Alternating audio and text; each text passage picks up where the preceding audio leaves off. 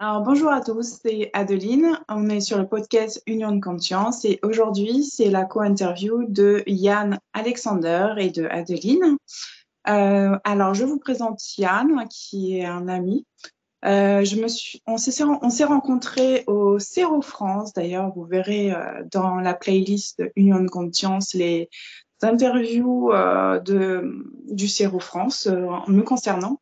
Mais vous pouvez aller aussi sur Internet voir les interviews de Yann qui a discuté beaucoup à travers ce sujet qui est les contacts extraterrestres et les abductions. Voilà dans quel cadre on s'est rencontrés. Et donc le but, c'est de vous raconter l'avant et l'après et ce qui tourne autour de la spiritualité vis-à-vis de tout ça, en fait. Voilà. Donc je te laisse te présenter à ton tour. Oui, ben c'est vrai qu'on s'est rencontrés comme ça, effectivement,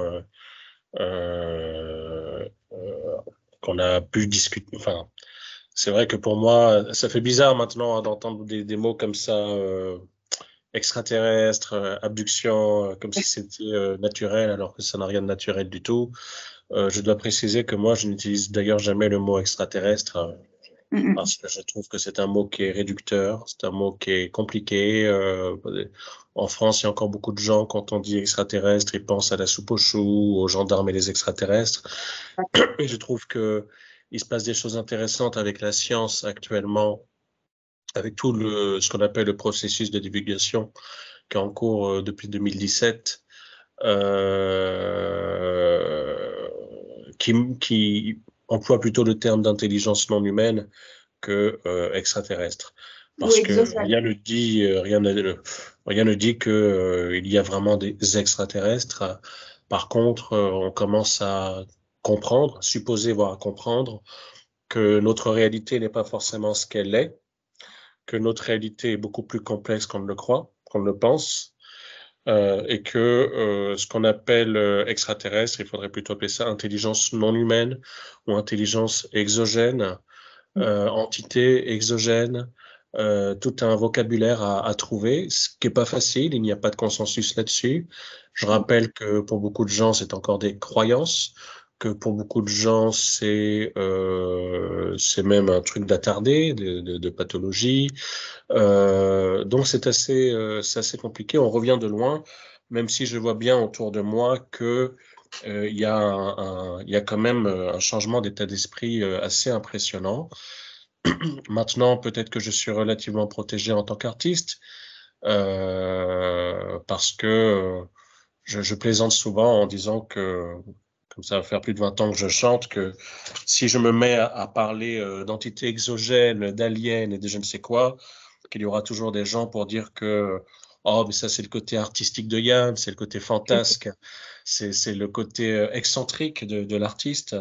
Et donc Mm. peut-être que ça me sera pardonné plus facilement, je ne sais pas, jusqu'au moment où certaines personnes découvrent que j'ai quand même un discours là-dessus, que j'ai une réflexion là-dessus, c'est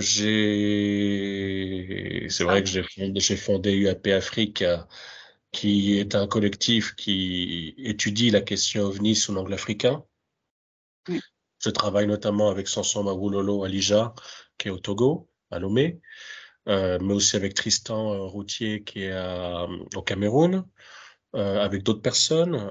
J'ai des contacts au Sénégal, au Bénin, au Gabon, au Congo, dans les deux Congos, où d'ailleurs ils ont tout un discours sur les intelligences non humaines, exogènes, mais qui ne se rattachent pas au monde animal ou végétal, hein. Et on s'aperçoit d'ailleurs que ce que l'on appelle, entre guillemets, extraterrestre pendant longtemps dans les pays occidentaux, eux, ils appellent ça autrement. Donc, c'est encore, ça revient à ce que je disais tout à l'heure, c'est une question de langage. Alors, évidemment, je m'intéresse à ces questions-là, je les étudie profondément quand j'ai le temps, hein, puisque la plupart du temps, ma fonction, c'est de chanter, c'est du spectacle vivant, c'est de chanter à droite à gauche, c'est de donner des concerts, donc ça, c'est la priorité. Peut-être qu'un jour ça changera, mais enfin, c'est ma façon d'être, c'est ma façon de vivre. Et ça a même étonné, je crois, certaines personnes, car effectivement, dans ce milieu-là, j'ai remarqué aussi qu'il y a beaucoup de gens très obsessionnels dans le milieu des ovnis ou dans le milieu de la spiritualité et qui sont centrés uniquement sur leur propre thématique, mais qui ne sortent même plus, qui ne vont plus au cinéma, qui ne vont pas faire je sais pas moi, passer un après-midi dans un bar ou manger des glaces simplement dans un centre-ville ou des choses comme ça. Ils ne vont plus voir. Combien de fois j'ai vu des gens dans ce milieu-là? Oh, moi, je ne vais plus au concert. Bah si, vas-y, tu vas voir, ça te fera du bien. Même si tu n'aimes pas l'artiste, mais c'est un moment vivant. Vas-y. Et on a tout un tas de gens comme ça qui ont justement construit une sorte de mode de vie un peu étrange autour de la spiritualité et slash ou des ovnis. Mais on les met un peu ensemble parce que des fois ils sont liés par l'opinion publique et autour de ces thématiques-là, ils ont construit toute une éthique, une façon de vivre dans laquelle je ne me reconnais pas. Ouais, on est d'accord. Moi non Je me plus, reconnais pas. d'ailleurs. Ouais. Voilà. C'est pour ça que j'ai fait le podcast, justement. C'est vrai Euh, que je sais qu'il y a 2 ans, il y a 3 ans, bon, il y a 2 ans, je crois. Je crois que c'était sur BTLV avec notre ami Bob Belanca. ouais. Il m'avait invité pour que je témoigne justement de l'observation de l'OVNI que j'avais faite à la fin de l'année 2013 à Massy-Palaiseau et puis aussi de mes souvenirs d'enfance, du rapport que je pouvais avoir à ce qu'on appelle des aliens. Et je me rappellerai toujours que des gens ont été choqués parce que j'ai dit que ce qui était plus important à mes yeux, c'était ma carte de fidélité BHV. Alors, que ma carte de fidélité BHV était plus importante que toutes les spiritualités du monde. Après coup, je me demande si c'est sur BTLV ou si c'est pas chez Mais je plutôt me notre demande pas Philippe que. Ouais. Ferrer. Je me Mais demande tu si l'as c'est dit, pas ça c'est plutôt sûr. sur On ne vous demande pas d'y croire avec Philippe Ferrer. Je pense que c'est Ouais. plutôt chez Philippe Ferrer qu'on embrasse. Et beaucoup de gens dans ce milieu-là avaient été choqués. Mais c'était une façon de rappeler que moi, je suis cramponné à la Terre, Et là, au terrestre, mm, que je suis quelqu'un, j'ai une dimension matérialiste et je ne m'en excuse pas. Hein, je ne milite pas pour être un surhomme. Je ne milite pas pour être un homme éveillé qui atteindrait un certain degré de supériorité, qui ferait que tout d'un coup on lui déroulerait le tapis rouge et qu'il trouverait une grande civilisation prête à l'accueillir parce qu'enfin il a trouvé la vérité absolue. Non, je ne vis pas comme ça. Et donc c'est sûr que quand on a des propos comme ça, alors d'un côté on se fait beaucoup d'ennemis dans les milieux ah, traditionnels, qui ah, fonctionnaient dans l'entre-soi comme ça pendant 20 ans, 30 ans, 40 ans et qui ont profité en fait aussi de la désinformation ou du silence par les autorités, par les gouvernements, par tout ça, faut le rappeler aussi. Hein.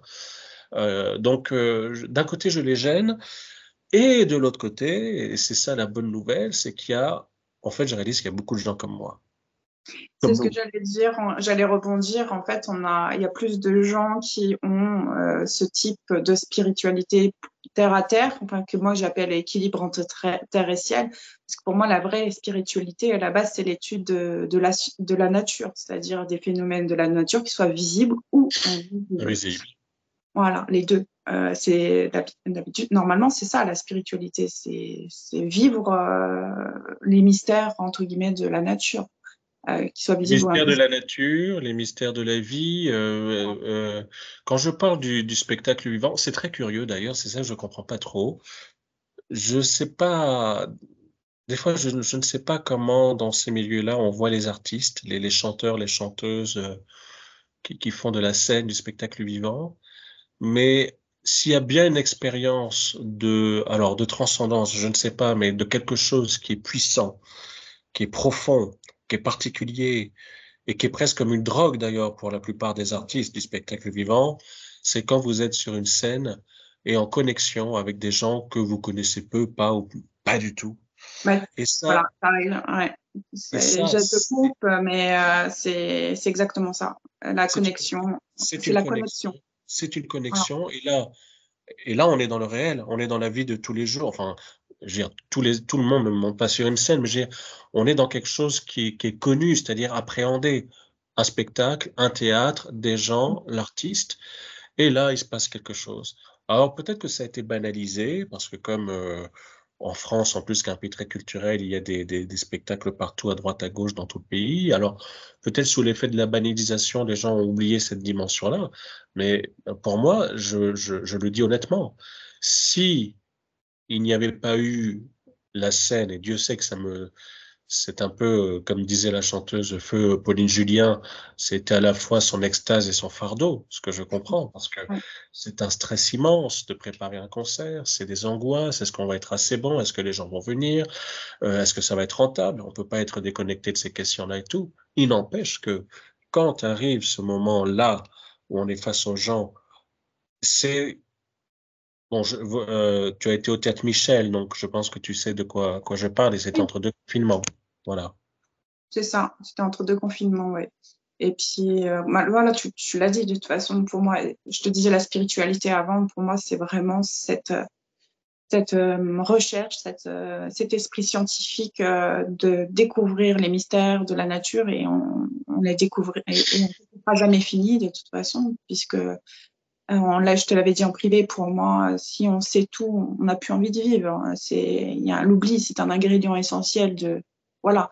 Je sais que par mon expérience personnelle d'ouverture de conscience, parce que c'est les termes voilà, qui sont les plus compréhensibles, euh, j'ai vécu cet état d'ouverture très, très, très large et j'ai compris en réintégrant ces choses dans ce corps physique voilà, qui est important qu'on est là pour vivre ce savoir. On n'est pas là pour en le savoir. Je ne sais pas comment le dire autrement, tu vois. On est là pour le vivre. C'est le spectacle vivant de la vie, quoi. Et donc, on est là pour ça. Et c'est pour ça que c'est intéressant dans ton parcours, parce que un artiste, sans s'en rendre compte, il est toujours éveillé et plus spirituel qu'il le pense. Oui, forcément, je ne jette Ouais, pas. Des fois, les gens me disent, oh là là, tu es dur, ouais. Yann. En plus, te connaissant, on sait que tu es beaucoup moins matérialiste que tu le dis. Mais je crois que j'ai tellement été agacé par Ouais. toutes ces personnes qui, à partir d'une expérience spirituelle, métaphysique, ont converti leur vie en un mode d'emploi religieux. Oui, on est Alors, d'accord. religieux, quand je dis religieux, ça veut pas dire catholique, musulman, juif. Ça veut dire ils se sont convertis, ils se sont mis à créer ou à suivre des dogmes.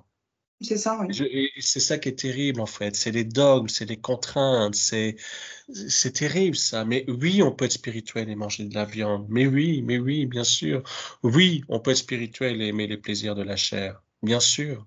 Ça fait Oui, partie on de peut être la réveillé spiritualité. Mm. et aimer manger une bonne mousse au chocolat. Et donc, je me retrouve, quand même par expérience de ce milieu, qui est finalement, il commence à se diversifier, mais c'est depuis peu. C'est aussi à cause de l'actualité générale et des progrès de la science et du fait que, justement, tout un tas de gens de profils nouveaux, comme les nôtres, parlent et disent des choses. Et donc, Oui, du c'est coup, ça. ça produit une diversité qui peut-être trouble beaucoup. Euh, Alors d'établir. oui, oui, oui, parce que bon, c'est un peu comme dans le milieu ovni. Je dis souvent au royaume des aveugles, le bornier roi, c'est-à-dire que tant que les ovnis c'était une histoire de secret d'initié euh, avec quelqu'un qui prétend avoir le savoir, qui distille le petit savoir autour de gens qui sont là à attendre la moindre parole qu'il a. Alors, t'as contacté tel général, qu'est-ce qu'il t'a dit? Voilà, et que c'est cette personne qui se sent auréolée d'un pouvoir, effectivement, cette personne ne peut pas apprécier que du jour au lendemain, le boulanger du coin, l'épicier du coin, l'homme d'affaires du coin, la cadre, la petite secrétaire, la conductrice de Uber, disent, ben, moi aussi j'ai quelque chose à dire sur les ovnis. Moi Mhm. aussi j'ai quelque chose à dire sur les aliens. Et c'est ça qui est en train de changer. C'est-à-dire que euh, alors, faut rester modeste, hein, c'est pas énorme pour le moment, mais il y a quand même un changement au niveau de l'opinion. Et effectivement, ceux qui se pensaient détenteurs d'un savoir d'initié il y a encore quelques années, bah, ils sont pas très contents en ce moment. Est-ce que ça arrange des gens qui ont fait, par exemple, Moi, je vois par exemple Stéphane Alix qui a fait un travail remarquable Mm. sur la vie après la mort. Est-ce qu'il est vraiment aimé par les milieux, par exemple, New Age, les milieux où les gens se disent être de lumière? Non, évidemment qu'il n'est pas aimé. Parce que lui, il ne dit pas des choses qui sont là pour conforter des croyances. Et lui, il raconte comment des gens vivent leurs expériences de mort imminente. Il raconte comment on peut supposer qu'il y a une vie après la mort, qui n'est pas forcément ce que l'on croit, justement. C'est ça qui est intéressant. Et lui, il va jusqu'au bout du sujet. Il n'est pas là pour nous faire plaisir. Et donc, du coup, il attire un nouveau public. Un Ça. public qui est très varié d'ailleurs dans sa composition sociale, culturelle, religieuse et tout, mais qui se reconnaît dans ce que dit Stéphane Alix et qui ne va pas se reconnaître dans les dogmes. Oui, ou dans les anciennes, entre guillemets, spiritualités. Dans les anciennes spiritualités aussi, tout à fait. De toute façon, les anciennes spiritualités, ce sont des dogmes. Ça ne me gêne pas que des gens suivent des dogmes. Il faut Non bien plus, hein. s'entendre. Chacun Chacun mène sa vie. Les gens, ça ne me gêne pas. Ce qui me gêne, par contre, c'est quand, à partir de leurs dogmes, les gens voudraient imposer ces dogmes ou cette vérité à d'autres qui ne s'y retrouvent pas, par divers moyens que ce soit. Ça peut passer par du prosélytisme exacerbé, ça peut passer par de la manipulation vicieuse, ça peut passer par tout un tas de procédés, mais effectivement, ça me gêne. Là, par exemple, je pense à Lou Elizondo, qui a été donc euh,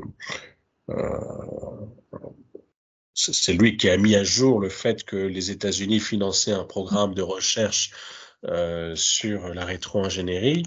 Et Lou Elizondo donc a sorti un bouquin donc cet été qui s'appelle L'Imminente. Et d'ailleurs, Baptiste Frisco de la chaîne Sentinel News a proposé un débriefing sur ce bouquin, chapitre par chapitre, très intéressant. Et Lou Elizondo dit quelque chose d'intéressant. Il dit, mais écoutez, alors c'est quelqu'un il a travaillé dans l'armée. C'est un profil particulier. Il dit, écoutez, on peut pas pratiquer le déni. Il faut s'intéresser à ces questions. C'est qu'une question de temps parce qu'il y a peut-être quelque chose d'imminent et rien ne nous permet de dire en l'état actuel qu'ils sont bienveillants. Et je trouve ça sain qu'il ait dit, non seulement parce qu'il le dit, en plus, il ne fait pas l'impasse sur tout ce qui est la question des abductions, de la façon dont les témoins sont désorientés, voient leurs repères exploser, ont du mal à comprendre la réalité dans laquelle ils vivent, parce que c'est ça, en fait, aussi l'un des traumatismes de la personne dite abductée, c'est-à-dire qu'elle ne sait plus dans quelle réalité elle est. c'est ça. Ça. Et donc, lui, bon, ben, il le formalise clairement. C'est quelqu'un qui a travaillé donc pour le Pentagone et qui formalise ça clairement. C'est-à-dire qu'on n'est plus du tout. Euh, c'est pas un penseur isolé qui émet une hypothèse. Non, là, c'est quelqu'un qui a travaillé pour le Pentagone. Et ça va faire depuis une semaine que je reçois en privé de la part de certaines personnes des très, très, très, très longs messages Mhm.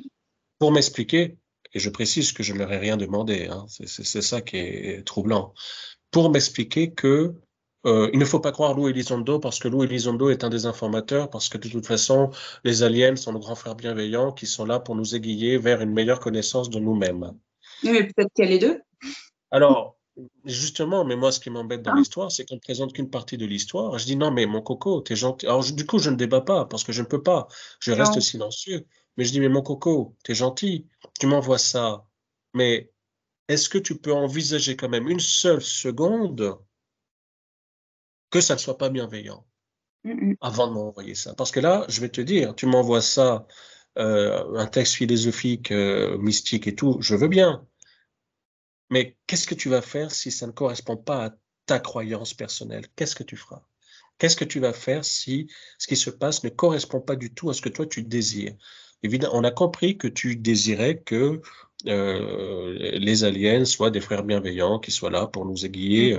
Mais désolé, c'est peut-être pas comme ça que ça s'est passé. Il y a eu des morts à Colares, il y a eu des morts en Érythrée, il y a eu des blessés au Sénégal, il y a eu même un mort au Sénégal, d'ailleurs, je l'ai appris plus tard. Il y a eu des histoires de mutilation animale, il y a eu des histoires de mutilation humaine. Tu ne peux pas comme ça simplement m'envoyer un texte à partir de tes croyances parce que tu ne supportes pas ce qu'un monsieur du Pentagone est en train de valider, en fait. C'est ce qui se passe régulièrement, de toute façon, que ça soit dans le côté ovni ou dans le côté spirituel. Dès que tu sors de la croyance de la personne, tu fais voler en éclats sa réalité. Donc, voilà. Stéphane Alix a eu un grand courage quand il a décidé de recueillir aussi la parole des gens qui vivaient des expériences de mort imminente extrêmement sombres, extrêmement Voilà. négatives.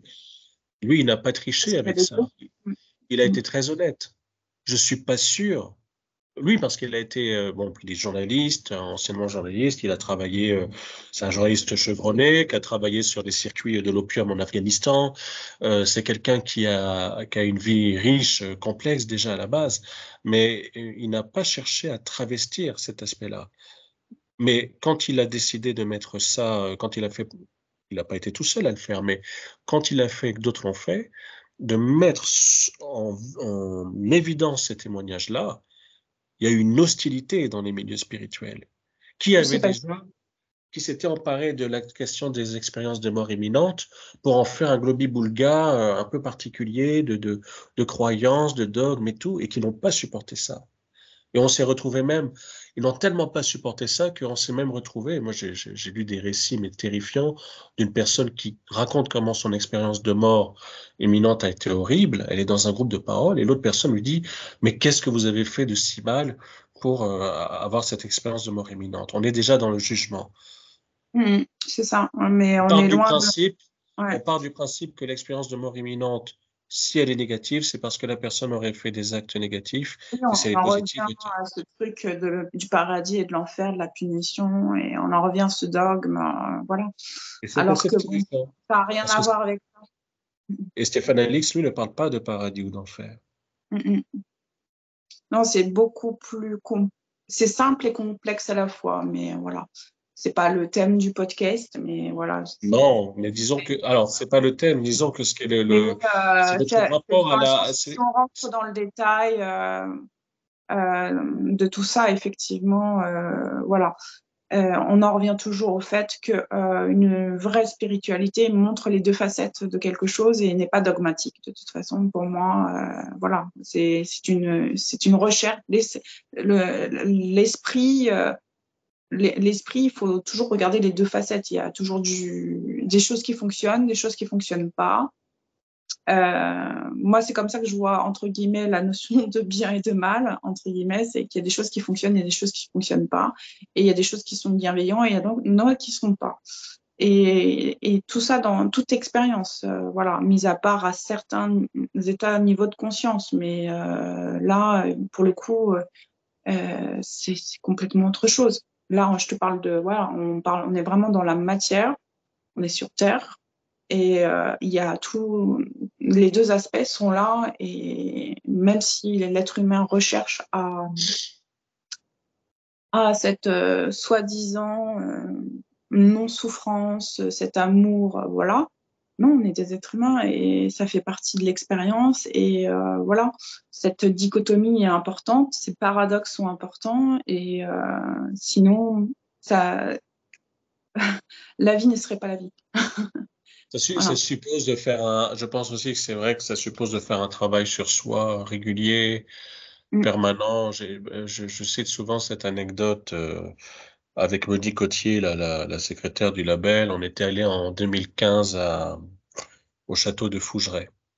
Le Ah fameux oui. Mm. château hanté de Fougeray. Bon, c'était une expérience vraiment très intéressante. Et nous avons passé donc, je crois on est parti un samedi, on est revenu un dimanche, hein, il me semble, de mémoire. Ou un vendredi, on a dû repartir samedi. Euh, et dans le pack, il y avait le pack visite, le forfait visite. Il y avait un médium qui faisait partie du pack. Et un médium très désagréable d'ailleurs, et qui a tout fait pour ne pas me rencontrer et rencontrer Monique, parce que je pense qu'il a vu intuitivement que intuitivement nous avions compris que c'était un monsieur qui en faisait des tonnes. Je ne dis pas qu'il n'était pas médium, mais je pense qu'il en faisait des tonnes autour de ça, et que c'était un monsieur qui, je pense, avait un côté euh, je l'aurais bien imaginé extorquer un vieux retraité. voilà, bon, ça c'est ma petite pique à moi. Mais bon, comme c'était dans le forfait, et à un moment donné, il a quand même fallu qu'il nous consulte, hein, c'était dans le forfait. Et il m'a dit quelque chose de très intéressant. Je ne sais pas s'il le pensait, je ne sais pas si il le disait à tout le monde, j'en sais rien. Ce qui est important, c'est la phrase Mhm. elle-même. Euh, C'était, vous avez des parts d'ombre et vous êtes toujours à cheval entre l'ombre et la lumière. Et je me rappelle que mon attitude, quand il m'a dit ça, je lui ai dit, oui, c'est possible. Je n'ai pas cherché à répondre, à contester. Non, parce qu'effectivement, je pense que ce serait vraiment un mensonge de dire qu'on n'a pas une part d'ombre, qu'on n'a pas une dimension sombre. C'est pas vrai, ça. Je n'y crois pas. Et C'est pourquoi cette simplement, dimension sombre serait automatiquement quelque chose qu'on doit rejeter de toute façon déjà? voilà. Et je pense au contraire, c'est que le fait d'en avoir conscience, c'est une aide précieuse. Ça fait partie du travail sur soi. C'est ça. C'est dans notre relation avec les autres, avec les gens, avec la société, même simplement quand on va à la poste ou des choses comme ça. C'est important oui, de connaître cette partie de ce qu'on est. Eh ben, ça nous fait pas plaisir, c'est vrai. C'est vrai que ça fait pas plaisir. C'est pas agréable de se confronter à soi complètement comme ça. Et en plus, j'ai pas eu le choix lorsque j'ai été suivi par Monsieur Nicolas Dumont, le psychologue à qui on doit clinique des abductions et c'était lui que j'avais au téléphone avant de rentrer dans l'association Séro-France parce que évidemment, enfin, je ne sais pas si nos auditeurs enfin nos spectateurs le savent, mais pour entrer dans l'association Séro-France, alors il y en a qui n'aiment pas ce procédé. Moi, je pense qu'il est plutôt sain. C'est un point de vue, mais il y a une sorte de, de, de sélection qui est faite en amont pour déterminer si la personne, quand elle parle d'aliens, d'ovnis, de lumière avec des comportements étranges, d'expériences bizarres l'après-midi ou la nuit, si cette personne est une mythomane, si cette personne Si elle n'a pas un trouble psychique, tout un simplement. trouble, un trouble, des choses comme ça. Mm. Si on peut faire rentrer cette personne au sein d'un groupe de parole de façon à ce que les gens parlent sereinement dans le groupe de parole et qu'il n'y ait pas de monopole de la parole par l'un ou par l'autre. Donc c'est quelque chose de plutôt sain. Évidemment, évidemment, je sais que cette façon de faire a été très critiquée parce que certains peut-être voulaient que ça soit un club de parole où les gens disent tout et n'importe quoi, et puis au nom de la bienveillance, on accepte tout et n'importe quoi. Mais ça, c'est pas de la bienveillance d'accepter tout et n'importe Alors, quoi. Ça, c'est de la aller poudre dans aux mes yeux. pensées, la bienveillance, c'est pas nos limites, hein. C'est ça, parce que ça n'aide personne, le tout et n'importe quoi. Alors que qu'effectivement, ce qui est impressionnant dans un groupe de parole, c'est de constater quand des gens disent effectivement les mêmes choses, parlent des mêmes choses, et là, à partir de là, on peut progresser, essayer de comprendre qu'est-ce qui se passe de façon plus globale. Mais le fait d'être en contact avec Nicolas Dumont et puis plus tard avec la psychologue Isabelle de Cocheco, mais ça fait partie d'un travail sur soi et c'est un travail très compliqué parce que j'ai fait une hypnose régressive avec Isabelle de Cocheco qui n'a pas été, enfin comme je dis souvent, enfin pour moi c'était une béquille, c'était pas une fin en soi parce que la plupart des souvenirs liés aux expériences malaisantes et qui sont hors du commun, je les ai de façon consciente. Donc ça, la question c'était plutôt est-ce que l'hypnose apporterait quelque chose? Eh ben, l'hypnose a apporté quelque chose, mais absolument pas du tout sur la question, enfin, pas vraiment sur la question alien, ovni ou tout ça. Elle m'a apporté des éléments sur moi-même, sur ma façon d'être, sur ma façon de me comporter, sur mes défauts. C'est ça qui a été intéressant quand je suis sorti de cette séance c'était en septembre 2018. C'est ça qui était intéressant. C'est pas du tout la question alien qui aurait pu être Ah bah, je suis cherché, 100%, hein. ouais, je suis 100% d'accord avec toi parce que je rebondis sur ma propre expérience avec d'hypnose régressive que moi j'ai fait en 2015 avec Nicolas Dumont. Donc je suis arrivée un peu plus tôt que toi dans le groupe du Cerveau. Mais je m'attendais pas du tout à ça. Et ça n'a pas fait remonter mes expériences. Puisque mes expériences, comme toi, j'en étais consciente. J'avais pas, voilà, j'avais la mémoire de mes expériences. Donc ça a été vraiment plutôt, ça a touché en profondeur les émotions, je dirais même l'émotionnel qu'il y avait derrière tout ça et pourquoi j'avais réagi comme ça et pourquoi j'étais comme ça face au phénomène. Ça, c'est évident maintenant avec du recul. Et d'ailleurs, j'en suis presque persuadée, pas à 100%, parce qu'on ne peut jamais l'être à 100%, puisque la vie est tout le temps en mouvement, mais je suis presque persuadée que tous nos contacts et la conscience qu'on a de nous-mêmes face au phénomène va modifier l'interprétation et comment on va ramener l'expérience. Ça, maintenant, j'en suis persuadée. C'est possible, c'est comment on reçoit les choses.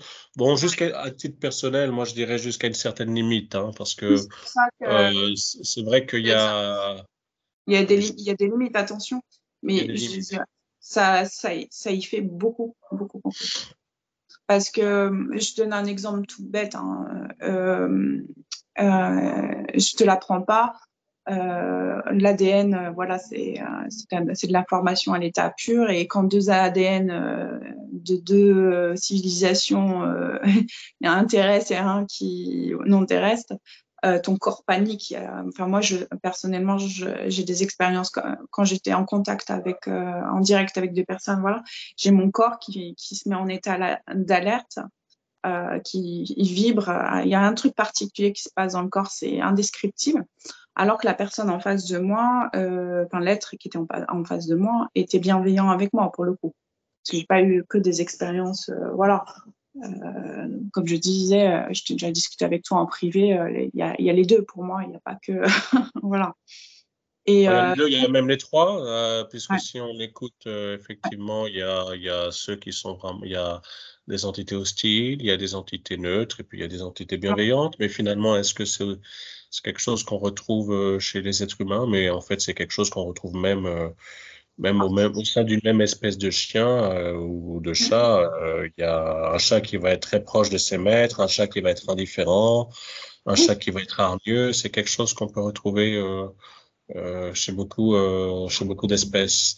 Là où je me, vis-à-vis d'une certaine, parce que c'est le milieu ufologique a des doxas, hein, évidemment, et là où je m'oppose aux doxas, c'est d'accorder un brevet de sainteté à des espèces exogènes, sous prétexte que ce seraient des espèces exogènes. Et c'est cette phrase que j'avais eue aussi, qui avait pas plu, mais c'est pas grave. C'est pas un souci, ça, d'être une tête à claque. Ce que j'avais dit, c'était que à partir du moment où c'est non consenti, que ce soit un être humain ou un alien ou un fantôme ou tout ce que vous voulez qui rentre dans votre chambre ou qui survole votre oui, voiture ou qui vous suit dans la forêt alors que vous n'avez rien demandé et qui fait des choses sur vous, bah si c'est un connard, c'est un connard, quoi. Je veux dire, il n'y a pas besoin d'accorder une onction de sainteté et de grandeur à des actes qui quand même, je pense, sont assez répugnants dans certains cas, parce qu'il y a quand même beaucoup d'histoires de suicide, de tentatives de suicide dans le milieu des abductés. Et ça, il faut creuser là-dessus. Et je pense que c'est pour ça également que certaines personnes n'étaient pas contentes que des associations comme le CERO fassent un travail de sélection avant et n'acceptent pas le tout et le n'importe quoi. Parce qu'effectivement, il y a ce risque quand des gens disent des choses dures, très dures, où ils parlent de mort, de suicide, d'isolement social, c'est quand même aussi le cas de beaucoup de gens, qu'on ait quelqu'un qui leur monopolise la parole et qui leur dit mais non non non non non mais tu comprends pas ce que tu as vécu c'est pas négatif mais je vais t'expliquer pourquoi c'est pas négatif. Non, laisse d'abord la personne parler c'est ça, ouais. et sa façon à elle ce sera sa façon à elle de progresser. Mais C'est si ça, tu ça coupes la être parole, l'expérience, voilà. il faut qu'elle délivre son expérience et puis après, ben, elle s'arrange avec son expérience. Mais on ne peut pas couper la parole des gens comme ça. Et j'ai constaté que à cause des doxas qui était vraiment régnante hein, dans ce milieu-là, que moi j'ai découvert, mais je l'ai découvert un peu de façon un peu enfin contraint. Je pense que comme beaucoup de personnes qui avaient vu des ovnis ou des choses bizarres, les gens allaient dans des associations, des repas ufologiques et des choses comme ça avant de mettre les pieds au cerro parce que c'est tout ce qu'ils connaissaient. Et La même chose. la liste est longue de tous ceux qui se sont retrouvés vraiment comme des intrus dans ce genre d'endroit et qui ne comprenaient pas ce qu'ils faisaient là. Hein. C'est ça. Moi, la première. Ah, j'ai un écho, mais pas grave. La première fois que j'ai cherché à avoir des informations sur tout ça. Bon, ça a été sur Internet, bon, voilà, mais ça, j'avais peut-être 16, 18 ans. C'était les tout débuts d'Internet, c'était les premiers accès à Internet, mais à l'époque, tu trouvais rien, voilà. Et après, je suis allée à un repas ufologique, en plus, voilà, assez bizarre. Il y avait Marc Gray. Je connais Marc Gray, Oui, et vaguement, de nouveau. vaguement, et je me sentais pas à ma place du tout. Mais alors vraiment pas du tout à ma place parce que on parlait d'apparition d'ovnis, en plus c'était très tollé-boulon et de photos, de tout ça. Mais des personnes qui ont eu un contact, non, ou alors elles étaient hyper discrètes et elles étaient comme moi à l'époque. Mais les gens étaient discrets. Je vois vraiment le changement. Moi, je vois le changement, en fait, bon, j'allais dire depuis 2017 avec donc la révélation que le Pentagone avait financé des recherches à hauteur de 22 millions de dollars aux États-Unis, mais je dirais que ça s'est amplifié après le premier confinement et notamment en 2021 lorsque le Pentagone, un peu contraint et forcé, a publié un rapport de 144 cas inexpliqués. Et c'est la même année que j'ai constaté qu'on était plusieurs en France, en Belgique, en Suisse, et venus d'horizons sociaux, culturels différents, Mm. à parler et à montrer nos visages. Alors toujours avec un peu d'appréhension, évidemment, mais moins que par le passé, moins que par le passé.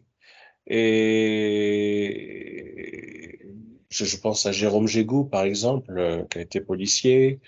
Là, je pense récemment à Thierry Angot, à Jean-Louis, à Bérangère Morisot, qui est la présidente de Serre France. Il y a eu toi, il y a eu et puis il y a et qui montrent leur visage, qui se montrent, qui se montrent. Il y a eu une sorte d'évolution là-dessus et qui finalement, du coup, les milieux traditionnels ufologiques ont été un peu pris de court. Ils n'avaient pas vu venir ça.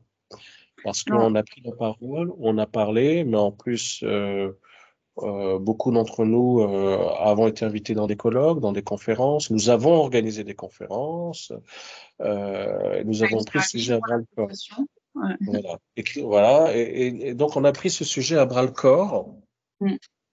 Peut-être qu'on a essayé d'être une sorte de, tant bien que mal, d'être une sorte de voie intermédiaire entre les courants dogmatiques qui se réclament de la Fédération des Galactiques. Comme j'ai dit à Nantes TV Média, j'ai dit le problème c'était pas de penser qu'il y a des galactiques, après tout on peut tout penser. Le problème c'est de faire de ça une nouvelle religion. Et ça y ressemble vraiment. C'est un truc, Ah, c'est ça. c'est très Et impressionnant. on n'est pas là pour recréer des dogmes. Non. Enfin, Et, je pense. et Mm. on a été cette voie intermédiaire entre ces gens-là et puis les vraiment euh, les obsédés du tout les boulons le plus matérialiste qui soit, sachant qu'effectivement on ne conteste pas le tout les boulons puisqu'il y a eu des crashs, il y a eu des objets qui se sont crashés ou des choses comme ça, Mais on peut pas mais se concentrer sur ça. le, le, le- il y a une approche différente à avoir quand même là-dessus. Euh, bon, j'ai eu des très mauvais rapports avec une association dans l'ouest de la France. Là, je suis dans l'ouest de la France actuellement. Et j'ai eu des rapports très courts, très brefs, très mauvais, très négatifs, avec une association que je ne nommerai pas qui Mm. s'intéresse Non, mais aux c'est pas la peine de ovnis la nommer. Mm. dans la région du Grand Ouest, dans la région Anjou. Et j'avais proposé simplement des échanges de courtoisie. Je dis voilà, je suis dans l'Ouest. Si vous voulez, on peut parler. Et puis, ben, j'ai envoyé quelques liens, mais comme ça, Oui, juste pour sans, montrer sans, pour commencer ça, l'échange. le principe de l'échange, de me présenter. Donc, j'ai envoyé des liens. Et puis, le président de l'association a écrit en disant merci de votre intérêt, mais au contact des liens envoyés, euh, on en reste là. Je dis bon, très bien. Et puis après, j'ai lu une interview de ce monsieur dans, je crois, c'était Courrier de l'Ouest ou dans Ouest France. Et j'étais en fait affligé. Je dis bon, ben, je comprends mieux. C'était vraiment le modèle. C'était vraiment le scientisme appliqué à l'ufologie. Hein, c'est tôt les boulons. Et avec cette phrase qui est terrible que je ne supporte pas, euh, c'est mais pour savoir mieux, il faudrait que des scientifiques investissent le sujet et peut-être qu'un jour on saura. Et je dis, mais non, en fait, mon coco, tu mens. Et puis tous ceux qui disent ça, vous mentez. Parce que quand il y a des scientifiques en France qui ont eu le courage de trouver des financements pour financer des recherches sur ce sujet, vous n'avez, la plupart du temps, vous les avez pas soutenus. Robert Bounias a été soutenu. Jean-Pierre Petit, maintenant qu'il devient vieux et qu'il va bientôt mourir, tout le monde lui crie, lui court après. C'est devenu une institution pour beaucoup de gens, mais il faut rappeler qu'il a été très isolé pendant 20 ans, 30 ans. Ce serait bien de le rappeler. Il y a tout un tas de gens comme ça dans le milieu, enfin, pas dans le milieu ufologique, en tout cas des gens qui se sont intéressés à la question des ovnis et qui ont essayé d'avoir une approche scientifique en France et qui n'ont pas été aidés, qui n'ont pas été soutenus. Donc, quand j'entends des ufologues à la papa dire, oui, il faudrait que les scientifiques investissent cette question, mais oui, mais qu'est-ce que vous avez fait, vous? Qu'est-ce que Oui, vous avez fait? on en revient toujours là, de toute façon. Qu'est-ce que vous avez fait alors là, par contre, pour avoir des gens qui ont tapé et cassé du sucre sur des scientifiques, essayer de faire avancer des choses, là, il y a eu du monde, hein, il y a eu du monde. Mais par contre, pour avancer et proposer quelque chose, là, c'est bizarre, ils étaient moins nombreux.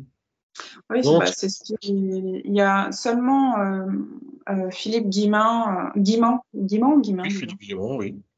Guimand, qui parle de ce sujet-là où, pour une fois, bon, il y a des personnes voilà, qui font pareil, mais il y a un peu plus d'ouverture. Je ne sais pas si tu as constaté. Bien sûr, mais de toute façon, il suffit de voir. Moi, c'est vrai que maintenant, moi, je rigole un petit peu parce que autour de moi, il y a beaucoup de gens qui me disent, des gens qui n'ont rien à voir de près ou de loin avec le sujet OVNI, mais qui le suivent comme ils suivraient un match de l'OM ou un concert sur W9, hein, et qui me disent, tu connais Philippe Guillemot? Et ça me fait rire parce que je dis, non, mais moi, ça fait depuis 2015 que je connais Philippe Guillemot. Je ne le connais pas personnellement, mais Mais je oui, l'ai vu tu le je suis, l'ai ouais. vu, je l'ai vu en conférence en 2015.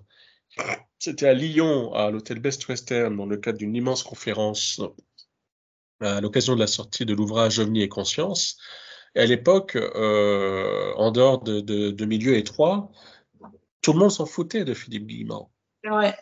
Et comme d'ailleurs, tout le monde s'en foutait de Jean-Pierre Petit. Je veux dire, et puis bon, c'est vrai qu'il n'y avait pas la même viralité de l'information. Les réseaux sociaux n'étaient pas aussi développés. Facebook, Il y avait Instagram, le Telegram, WhatsApp, tout ça, c'était pas aussi développé. Mais maintenant, c'est vrai que c'est drôle parce que Philippe Guillemot, il y a plein de médias de médias en ligne qui sont très vus par des milliers, des millions de gens qui veulent avoir Philippe Guillemot comme invité. Alors, ça rejoint ce que tu dis, c'est qu'il y a effectivement un changement dans l'air sur ces questions-là, sans aller jusqu'à Philippe Guillemot, mais je rappellerai quand même qu'il y a une chaîne vraiment intéressante qui s'appelle EPAN Docu par Simon Meust, qui interviewe Alain Juillet, Luc Dini et Baptiste Friscourt dans 3 interviews différentes, et dont la qualité audiovisuelle n'a absolument rien, je dis bien rien à envier à LCI, à France 5, à BFM ou à CNews. Et ça, c'est aussi un changement dans l'air. C'est-à-dire que on est en train de sortir de la, ouais, de la fange pour initier. On est en train de sortir le sujet des intelligences non humaines, puisque c'est de ça dont on parle, et comment ces intelligences non humaines sont susceptibles de remettre en cause justement notre rapport à la réalité et nos spiritualités, comment ça influe sur notre propre spiritualité. On est en train d'assister à quelque chose où ce sujet est en train de se distiller, en tout cas en Europe de l'Ouest, hein, parce qu'il y a peut-être du chemin encore à faire en Afrique, c'est encore autre chose. Hein. Mais il y a quelque chose qui se passe qui est vraiment Intéressant. intéressant, passionnant. On est vraiment dans une époque passionnante de ce côté-là. Mm. Ça, on est d'accord. Et puis en plus de ça, euh, on est de plus en plus conscient que euh, c'est pour ça que j'ai appelé le podcast Union de conscience, parce que ça me convient mieux que le mot spiritualité, parce que pour moi, ça englobe la spiritualité et la matière, la conscience d'ailleurs. Puis dans conscience, tu as science, pas l'oublier. Voilà. Et c'est pour ça que le mot me correspond mieux et que, comme tu disais, on est à une ère où on commence à comprendre qu'il y a plusieurs types d'intelligence.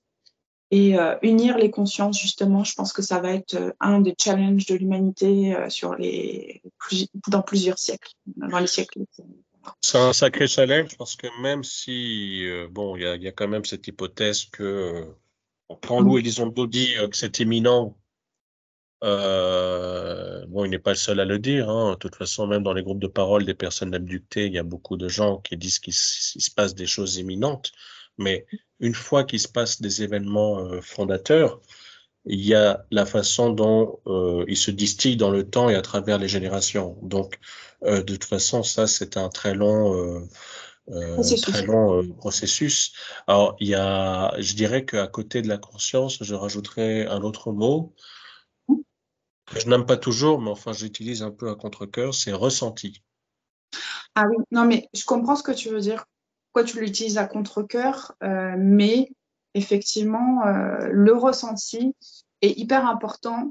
Mais par contre, l'inconvénient du ressenti, c'est l'interprétation émotionnelle. C'est ça, c'est ça, Voilà. c'est ça. Donc, je comprends ce que tu veux dire, mais le ressenti est essentiel quand même dans tout ça. Mais hier, donc là, je suis donc dans ma maison dans l'ouest de la France. Je fais des travaux, c'est vraiment une vieille maison humide, l'hiver, humide l'été, enfin voilà. Bon, bref, je vais pas rentrer dans les détails, mais enfin, je suis dans la campagne française. Et hier, il s'avère que le village où je suis, passé 21h30, 22h, pour des raisons d'économie, on est dans le noir total. Et quand je dis total, c'est Oublié. total. C'est-à-dire que quand on sort, il faut une lampe torche pour voir où on marche. Et Sinon, pour les étoiles, c'est génial. alors, c'est ça que j'allais dire. J'ai eu cette occasion hier. Des fois, je fais des,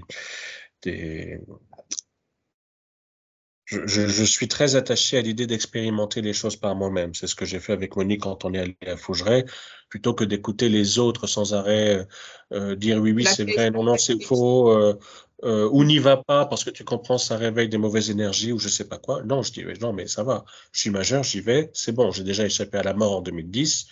Va pas me faire peur avec une histoire de fantôme dans un château. Donc, je suis toujours pour l'expérimentation. Euh, et c'est vrai que euh, hier, je marchais donc dans ce village de long en large, en utilisant le moins possible ma lampe torche.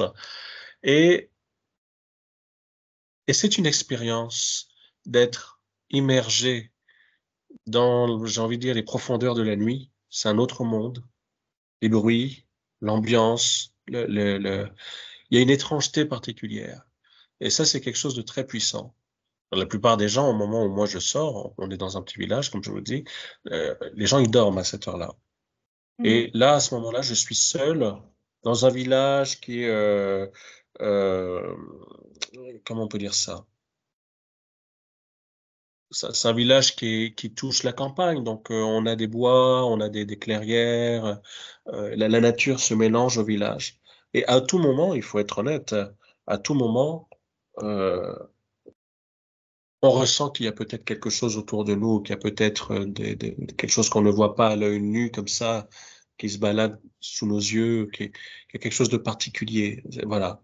Mais encore une fois, c'est là que il y a un problème. On ressent. Est-ce que c'est nous, c'est une interprétation, est-ce que c'est un fantasme, ou est-ce qu'il y a vraiment quelque chose? Ma conviction, c'est qu'il y a quelque chose, des choses autour de nous qui se baladent et que la plupart du temps, nous ne voyons pas à l'œil nu. Mais là, quand je dis ça, j'ai pas inventé le fil à couper le beurre. Ouais, c'est Il s'avère que des militaires disent la même chose. Mais je crois que c'est intéressant d'expérimenter ça. J'invite les gens, plutôt que d'ailleurs toujours dépendre des émissions, de ce qui va se dire sur Twitter ou Instagram, ou d'attendre, comme le Messie, les, les, le- le- la parole de tel colonel, de tel militaire et tout. Je dis toujours aux gens, mais allez-y, allez-y. Et vous n'avez pas forcément besoin de prendre une caméra avec vous, un smartphone et tout. Allez-y simplement et jugez par vous-même et vous vous faites une idée. Sortez, allez dans des coins isolés, allez dans des campagnes, allez dans des prés, allez dans des forêts, allez. Je sais que ça peut être un peu flippant, effectivement, d'aller en bordure d'une forêt la nuit, parce qu'il y a aussi des bêtes, il y a, c'est quelque chose de particulier, mais j'encourage toujours les gens plutôt que de suivre d'un côté la parole des militaires, d'un côté, de l'autre côté de suivre la parole des sachants, ou de l'autre côté de suivre la parole de tous ceux qui ont des dogmes et des doxa à vendre en veux-tu, en voilà, d'aller par soi-même et d'expérimenter les choses. ah bah ça, Même si c'est difficile d'avoir une vérité absolue. puis la vérité absolue, euh, ça me fait rire, mais bon. Euh, la vérité absolue, c'est l'ensemble de tout le monde, en fait. Donc, en tant qu'être humain, en tant qu'être un individu, enfin, je vois pas l'intérêt d'avoir la vérité absolue, de toute façon. De toute façon, est-ce qu'on pourrait l'assimiler? Bah non, c'est ce que je t'avais expliqué en privé. On peut pas l'assimiler, ce truc-là. Quand on a plein quand on vit la loi des séries, qu'on a plein d'emmerdes et que ça se cumule, à un moment donné, le cerveau disjoncte et chez certains, c'est le burn-out. Alors, si c'est pour avoir des burn-out généralisés à l'échelle de la planète, je sais pas forcément si c'est, attention, alors, Ça n'a pas d'intérêt. Et pour avoir vécu une expérience comme un espèce de retour à la source, enfin, voilà, je sais très bien que mon corps était dans l'incapacité de ramener toutes les informations, mais par contre, il a ramené la sensation de il a ramené la sensation de cette, j'arrive jamais à le prononcer ce mot, tu vas me dire. omniscience, Il a ramené la sensation de cette omniscience, mais il n'a pas c'est, ramené les informations, il aurait disjoncté. c'est Alain Juillet, l'ancien directeur de la DGSE. Je suis pas un fan particulier d'Alain Juillet d'ailleurs, hein. C'est quelqu'un d'intéressant, mais bon, je crois qu'il est plus intéressant parce qu'il nous dit pas que parce qu'il dit, comme toute personne qui a travaillé à la DGSE. Mais il disait dans une conférence à laquelle j'ai assisté il y a quelques mois, à quel point, dans le fond, beaucoup de gens ressentaient qu'il y avait quelque chose, entre guillemets, de transcendant autour de nous. Et, et c'est là qu'on commence à se dire que être athée, par exemple, moi je suis agnostique, hein, mais être athée est un choix. Voilà, c'est un choix tout à fait respectable, mais ça reste un choix. Mais ce n'est absolument pas quelque chose qui repose sur quelque chose de logique. Mais avoir des dogmes aussi, c'est un choix. Ouais, on est Considérer d'accord. qu'il y a un Dieu avec un enseignement, un prophète avec un enseignement, c'est terrible. Pour moi, c'est terrible. Mais les gens font ce qu'ils veulent et certains se construisent comme ça. Et si, comme tu dis, si ces personnes-là se construisent comme ça et gardent un certain équilibre et un certain respect de vivre des uns des autres, c'est OK pour moi. Tu vois. Mais comme je commence à mettre ma limite, c'est quand la personne me l'impose. Voilà, c'est tout. Je dis, au moment, pourquoi voilà, Mais on en est encore là. Il y a encore des religions, il y a encore des dogmes et il faut faire avec. Après, ce qui était intéressant dans l'interview, c'est qu'on a vu différents aspects voilà, de comment de comment ces interactions ont fait éclater la bulle de réalité dans laquelle la plupart des gens sont. Mais c'est pas, voilà, il n'y a aucune prétention quand on dit ça, c'est une réalité. Quand les bulles de réalité, quand ces bulles de réalité éclatent, on se sent complètement décalé, paumé pendant un certain temps. Et j'ai eu la chance voilà, de vivre à une ère où l'information a commencé à circuler plus vite, mais j'imagine même pas dans les Oui, années c'est ça. 70. C'est ça. Moi, je pense à tous ceux qui sont dans les hôpitaux psychiatriques d'une certaine génération. Et c'est quelque chose d'assez terrible pour moi quand je pense à ce genre de choses. Je dois dire que effectivement, le fait de finalement d'avoir pu déballer mon sac auprès de psychologues et dans le cadre de groupes de parole, ah, c'est pareil, hein, parce que j'avais plein de problèmes à côté. Je veux dire, Ah, il n'y a il y pas a, que ça, non? Ça il y englobe. a des gens, il y a des gens qui ont des idées un peu bizarres comme ça sur le fait que j'ai coupé les ponts avec c'était pas vraiment une amie, c'était une connaissance, mais qui me dit oui, on s'intéresse aux ovnis quand on est, oui, s'intéresser aux ovnis, c'est de l'agrément. C'est l'agrément, d'accord. Ah oui, Et, et je dis non, mais non, non, mais t'es gentil. J'ai plein de problèmes, j'ai plein d'emmerdes, j'ai plein de soucis. Donc, quand je prends le temps de m'intéresser aux ovnis, tu me renvoies pas que c'est oh ben Yann s'ennuie dans la vie, qu'est-ce qu'il fait? Ben il va s'intéresser aux ovnis. Non, c'est pas comme ça que ça se passe. Quand on s'intéresse à un truc comme ça, c'est parce qu'il il y y a a des quelque raisons chose derrière. derrière. Mm. Il y a quelque chose derrière. Donc, là, pour le coup, c'est moi qui ai sabré, qui ai pris mes distances parce que j'étais pas à l'aise du tout. Il y a des gens encore pour qui on discute des ovnis quand on a bu deux, trois verres de vin à 23 heures dans un resto. Et puis après, tu comprends, la vie reprend son cours, hein, parce qu'il faut être sérieux. Et moi, je ne suis pas comme ça parce que pour moi, justement, j'ai intégré, notamment du fait des groupes de parole et des psychologues, j'ai intégré tant bien que mal cette réalité dans la réalité quotidienne. Voilà, c'est C'est comme ça. ça. Je l'ai intégré plus ou moins, mais plus que moi, en tout cas plus facilement qu'avant, heureusement, mais je l'ai intégré. Et c'est vrai que mais ça fait partie de ma vie, tout simplement. Ça fait partie de ma vie. Et quand on parlait de la réalité, justement, de notre rapport à la réalité, euh, je ne vois plus la nature de la même manière, mais je ne nous vois plus, nous, humains, de la même manière. Il y a des choses qu'on présentait comme évidentes qui ne le sont pas pour moi. Il y a beaucoup de choses qui ont changé dans mon rapport, en fait, dans mon rapport à la vie, tout simplement.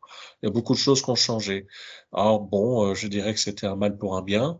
Je ne crois qu'il n'y a pas besoin des aliens pour rendre nos vies intéressantes. Ça, je l'ai dit plusieurs fois. On peut vivre plein de choses géniales sans avoir été confronté à l'observation d'un ovni ou des choses bizarres dans sa chambre. Mais euh,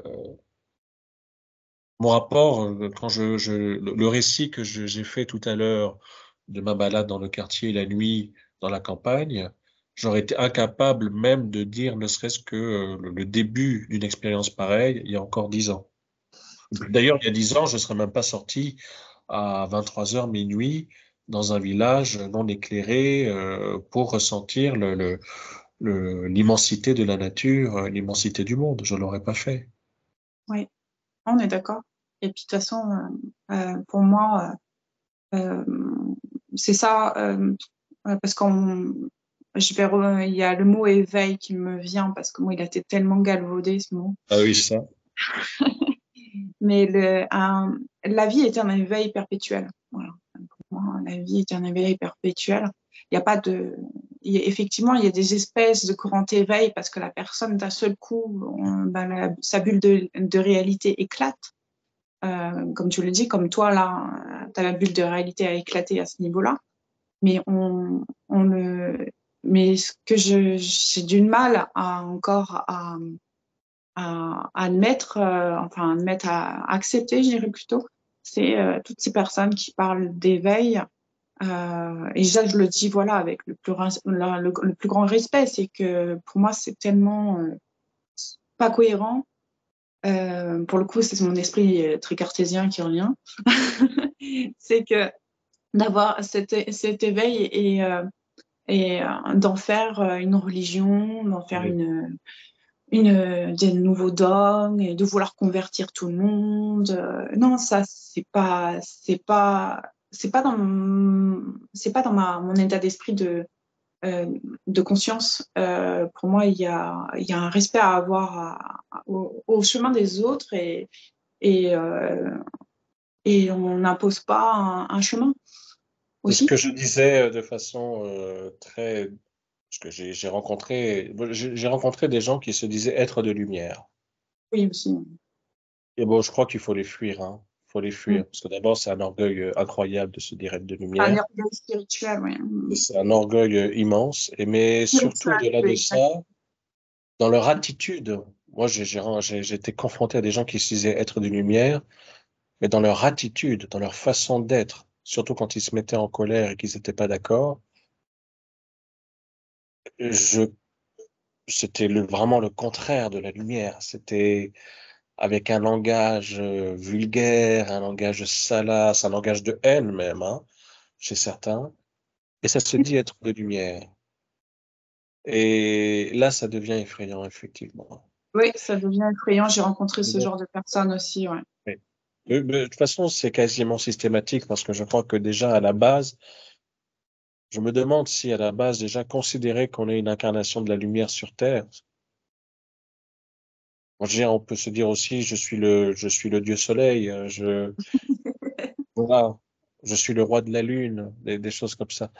Ça, c'est tout un langage qui En tant que femme, j'ai eu beaucoup d'hommes qui se sont présentés comme la réincarnation de Jésus, hein, donc voilà, t'as déjà t'as tes niveaux, voilà, et avec qui la et manipulation qui qui va avec derrière, voilà, la tentative de manipulation sexuelle aussi, il faut en parler c'est également. ce que j'allais dire. En tant que femme, voilà, ce truc de côté, ce côté voilà, pour pouvoir attirer à eux, voilà, les femmes sexuellement parlant, ouais.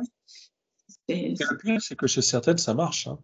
oui, chez certaines femmes qui sont pas sorties, entre guillemets, d'une espèce de conscience patriarcale, ça fonctionne, oui. Ça fonctionne. Même si, voilà, je le sais que le patriarcal a encore un peu d'avenir devant soi, c'est une réalité.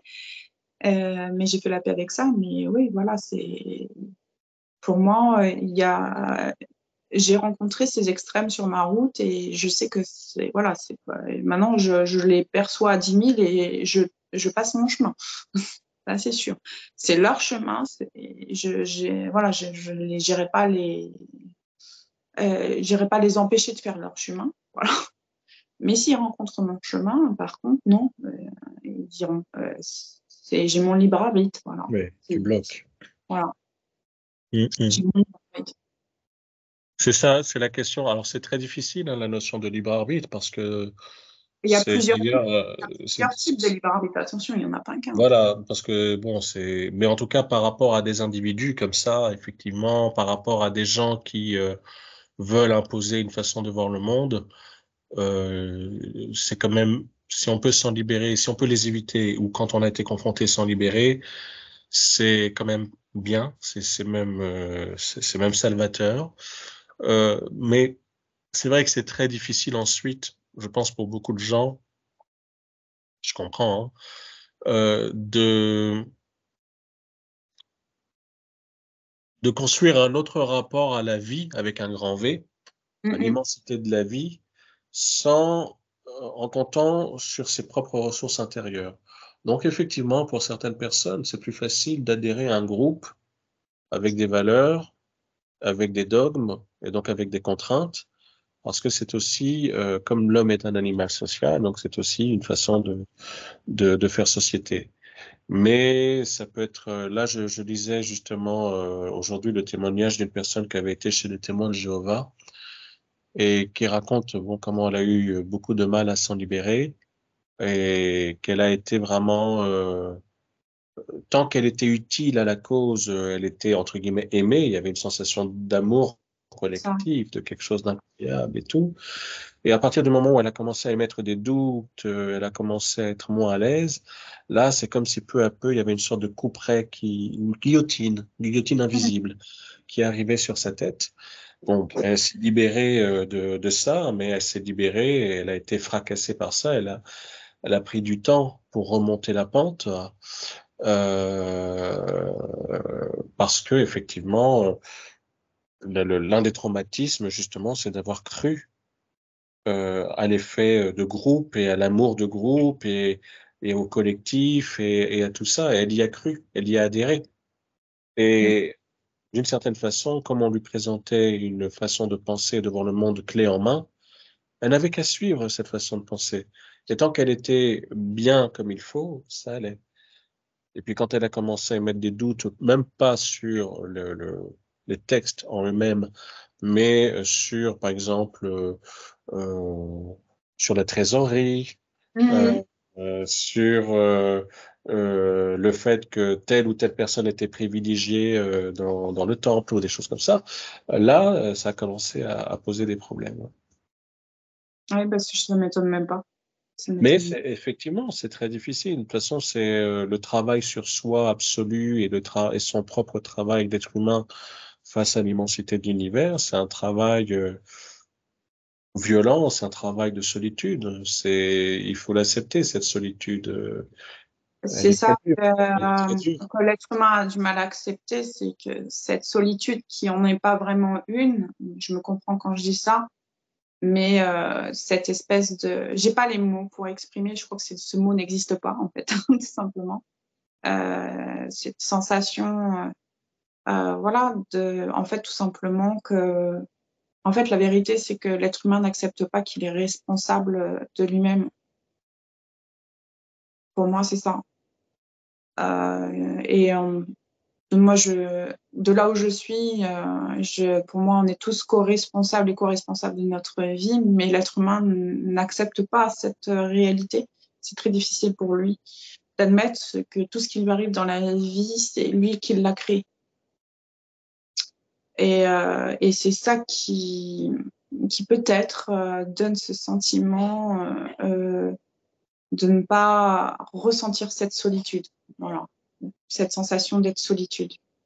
Mais c'est pas évident de mettre des mots dessus, honnêtement.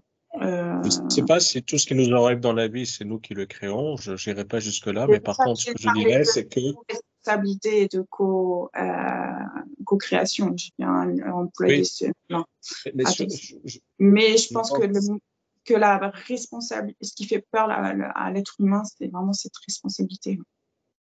Je pense que la question de la responsabilité, par contre, elle est posée. Je crois qu'effectivement, enfin, j'aime plus ce mot. Qu'est-ce que j'aime pas ce mot? J'ai cette conviction, en tout cas, que beaucoup de personnes attendent justement un Dieu incroyable Mmh. ou les aliens pour résoudre tous les problèmes personnels ou les problèmes de la Terre. Et ça, c'est un peu dangereux parce que ça, ça fait penser un peu, on a eu un peu ça dans les processus de colonisation en Amérique du Sud ou en Afrique, où il y avait des gens qui étaient prêts à collaborer avec les Européens blancs à partir du moment où ils avaient leurs babioles, leurs carabines, leurs fusils, Mmh. tout un tas de choses.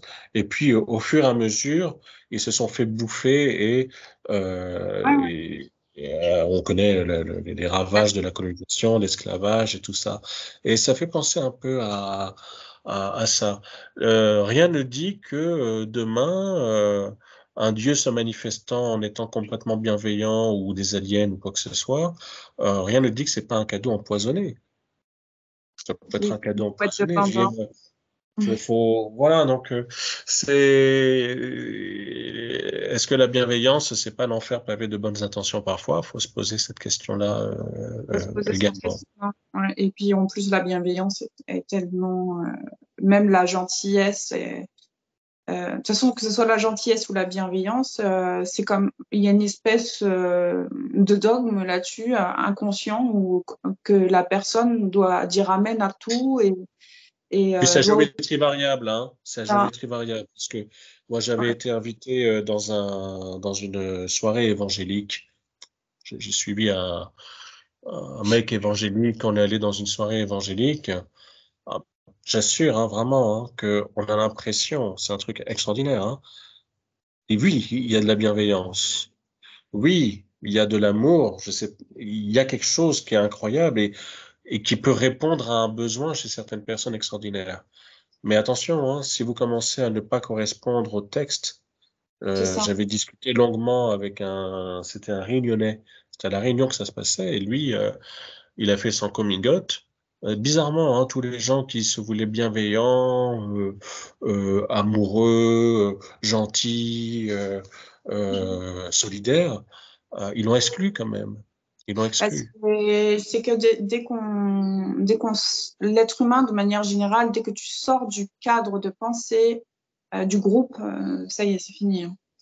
Il y a plus de bienveillance, il n'y a plus de, C'est ça.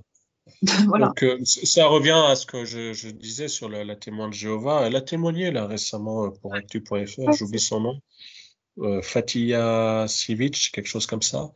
Et elle a témoigné et c'est vraiment intéressant.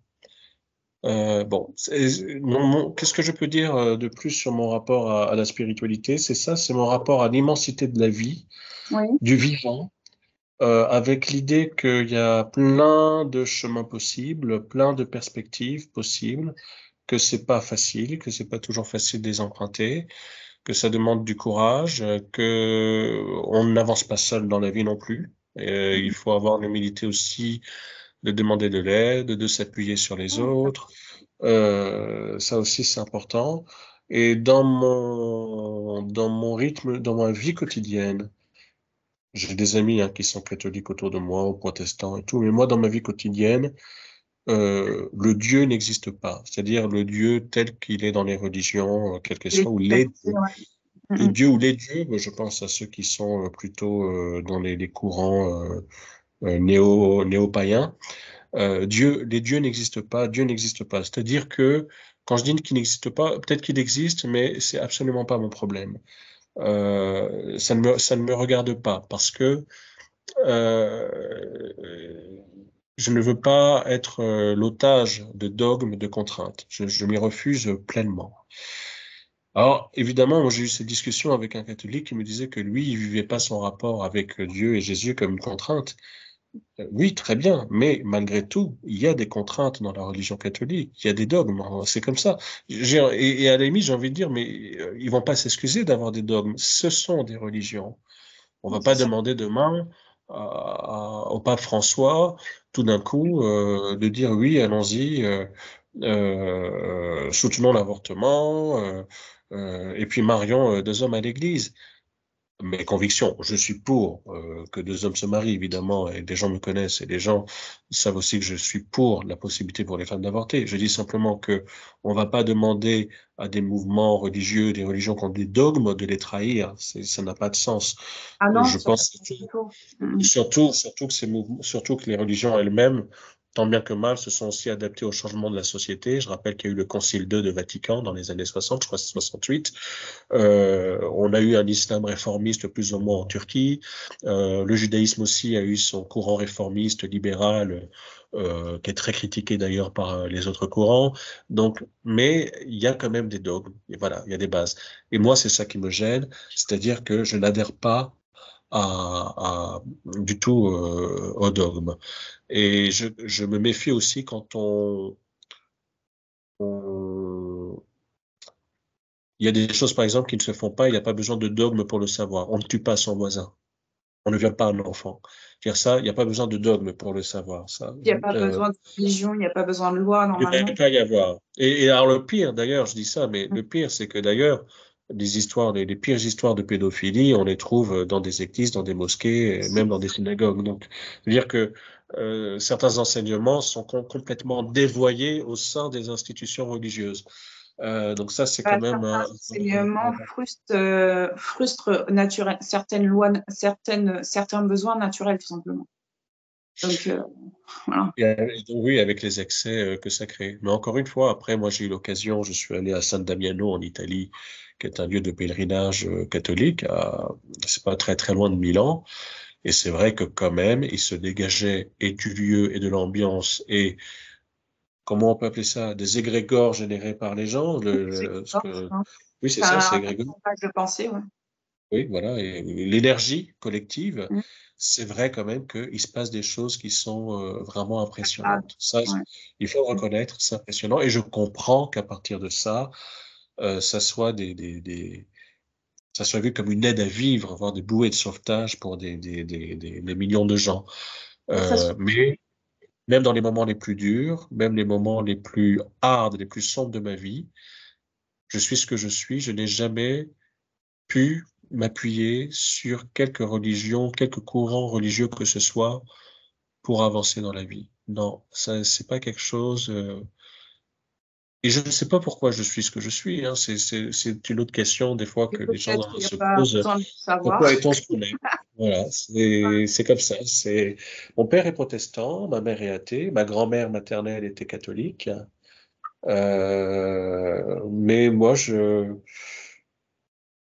non, je suis agnostique et davantage, c'est ce que je dis, en connexion avec le souffle du vent, avec le bruit d'une rivière, le simple fait de voir, je peux, quand je vais sécher le linge à la laverie à Paris, devant les vitrines, il y a des pigeons et je peux les observer, fascinés. La plupart des Mhm. gens passent à côté des pigeons, mais je les regarde fascinés. Je dis, nous vivons dans le même univers, nous vivons dans le même environnement. Et pourtant, il y a plein de choses qui font que nous ne pourrions pas communiquer normalement. Et donc, du coup, ça, c'est quelque chose qui est pour moi impressionnant. C'est pas banal pour moi. Et bon, pour beaucoup de gens, ils vont passer à côté des pigeons, c'est des pigeons, voilà. Mais pour moi, c'est pas banal.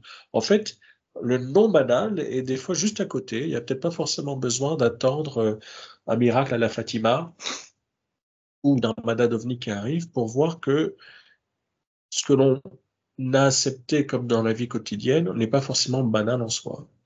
Et oui, on en revient au fait que l'essentiel n'est pas banal, oui. Ça, c'est Mais clair. vivre n'est pas banal. Ouais. Parce que moi, Vivre, voilà, tu parlais de Dieu, voilà, peu importe les déités, les machins, peu importe. Je suis comme toi, hein, dans mes moments les plus difficiles, les plus dark hein, de ma vie, c'est une force en moi qui a pas de mots, qui est ineffable, hein, qui m'a poussée à au-delà et au-delà de ma volonté à vivre.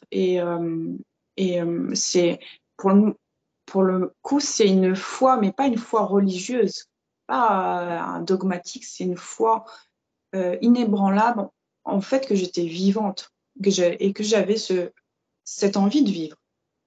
Ça n'avait rien à voir avec et pour moi et c'est là que ce qui m'a été une révélation pour moi. L'amour, c'est un sentiment d'exister, très très fort et il prend différentes formes et il n'y a pas de Dieu en tant tel qu'on le décrit, tu vois, dans les religions. Pour moi, non, c'est autre chose. C'est un, c'est une conscience qui ne demande qu'à se sentir exister de plein de manières différentes, de plein de formes différentes et connecté et des fois déconnecté pour pouvoir dire ah tu sais c'est comme dans un circuit électrique tu sais quand tu fais des tests tu déconnectes le truc pour savoir si ça fonctionne ou pas bah, tu vois c'est un peu ça moi pour moi c'est ça en fait cet état de vie je le vois comme ça je le vis comme ça cet univers et pour moi et cette vie est fascinante parce que des fois on a juste besoin de déconnecter pendant quelques temps pour être sûr qu'on est bien vivant tu vois ah oui je suis toujours en vie.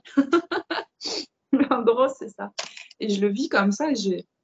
Et oui, il y a des êtres, effectivement, entre guillemets, j'ai dit bien entre guillemets, qui peuvent avoir un peu plus de connexion que nous. Mais c'est pas qu'elles sont plus élevées que nous et tout ça, ou quoi que elles ont décidé de le vivre comme ça. Voilà. Et sans rentrer dans la multidimensionnalité des mondes parallèles et tout ça, bon, ça, c'est moi pas en parler de tout ça aujourd'hui. Mais Même Buffy Guillemin en parle très bien, de la notion du temps et tout ça. Voilà, il y Oui, a tellement de choses à dire, tu vois. Et moi, je sais que j'ai vécu des trucs et je pourrais en parler pendant des heures. C'est pareil, mais il faut aussi trouver les bons interlocuteurs pour parler de ce genre c'est de ça, choses. parce que il faut trouver les bons interlocuteurs. C'est pour ça que je disais tout à l'heure que le risque, c'est souvent, malgré tout, un travail sur soi qu'on fait de façon solitaire. Il y a une solitude. Après, quand on trouve les interlocuteurs, c'est-à-dire des gens qui vivent les mêmes choses et Ose en parler. qui osent en parler, qui mettent des mots similaires, pour moi, c'est le même effet que lorsque je me suis retrouvé dans les groupes de parole de Séro France. Ça a été une véritable.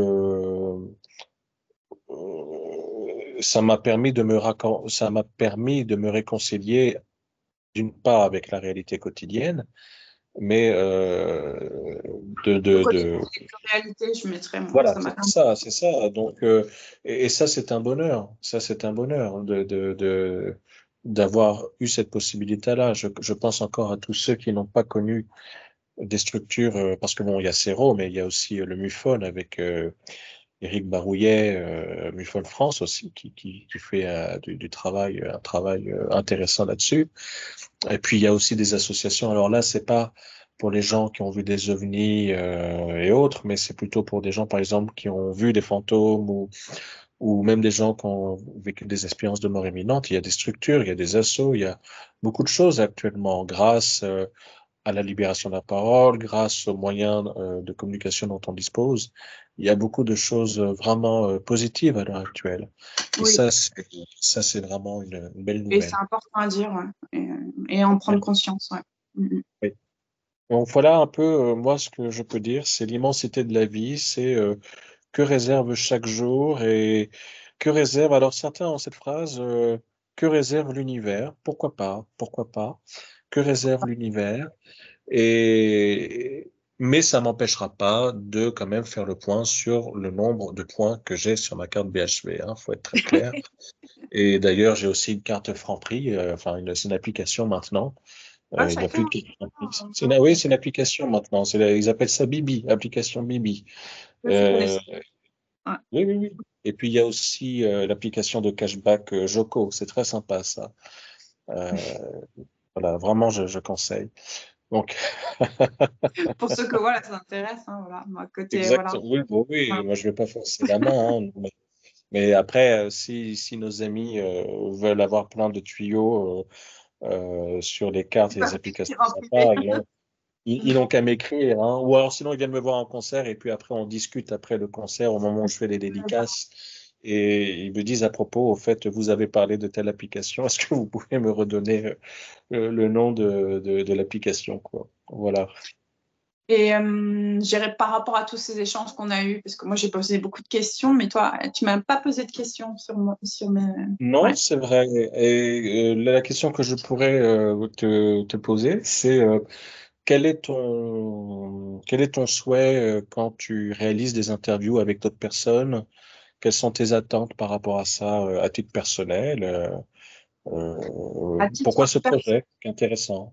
ouais, à titre personnel, j'ai envie de montrer que la spiritualité est propre à chacun, qu'elle est, elle est pas vraie, elle est pas, elle est universelle sans l'être. Je sais pas comment t'expliquer. Que pour moi, c'est une connexion avec les autres. C'est pour ça que j'ai appelé union de conscience d'ailleurs.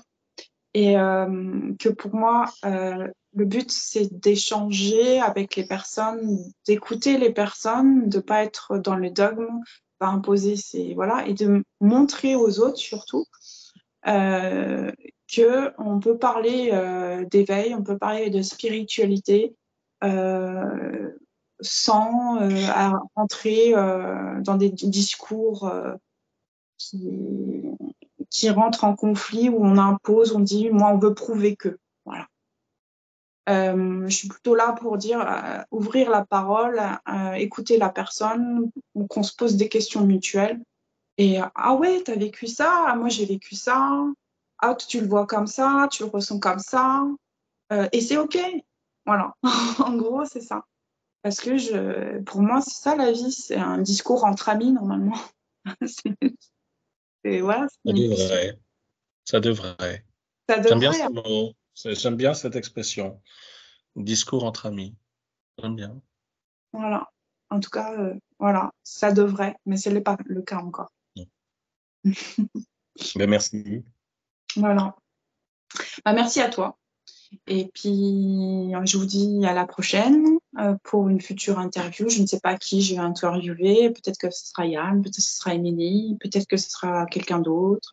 Peut-être que j'aurai envie de... Ah, j'ai une bonne personne pour toi. J'ai une personne Ah, très bah, tu intéressante. la suggéreras la prochaine fois. Voilà, Voilà. j'ai Les auditeurs une qui ont... personne très profonde, Ouais. très, très intéressante. Très, très intéressante, oui. Et puis aux auditeurs qui ont envie de parler, d'échanger avec moi, je les invite aussi à contacter la chaîne. Voilà, aussi. Le principal, c'est voilà, de faire un peu intervenir d'autres personnes aussi. Donc voilà, c'est un petit truc, voilà, je dirais pas sur mon temps libre, mais quelque chose que je ferai quand je le ressentirai, ou voilà, tout simplement.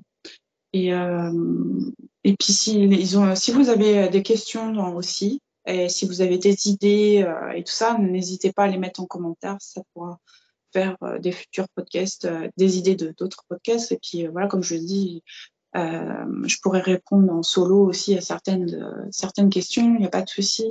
Quand on parlait de solitude tout à l'heure, ça peut, voilà. Enfin bref, de toute façon, s'il y a des questions, c'est que je réponds automatiquement à des personnes. De toute façon, il n'y a pas vraiment de solitude. Voilà.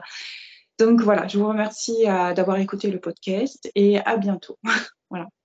Donc je vais Bientôt. terminer.